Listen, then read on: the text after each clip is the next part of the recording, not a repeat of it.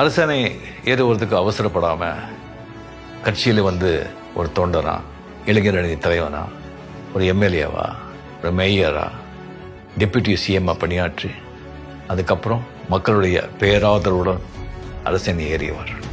மாற்றம் தொடுத்து மல்லிகைக்கும் மனம் உண்டு அப்படி. ஸோ அவருடைய சித்தாந்தத்துக்கு எதிராக இருக்கிறவங்க, அவருடைய விமர்சிக்கிறவங்களை கூட அவர் மதிக்கிறாங்க.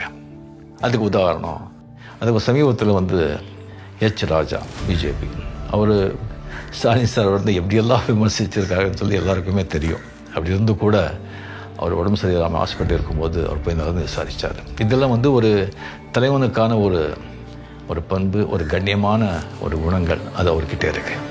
நட்புக்கு எப்பவுமே மரியாதை கொடுப்பவர், நண்பர்களை மிகவும் மதிக்கிறவர். எனக்கு அவர்கிட்ட ரொம்ப பிடிச்சது ஒரு டிசிப்ளின், அதுக்கு மேலே ஒரு ஆட்டிடியூட் எனக்கு ரொம்ப பிடிச்சது. டிசிப்ளினை விட ஆட்டிடியூட் ரொம்ப முக்கியம்.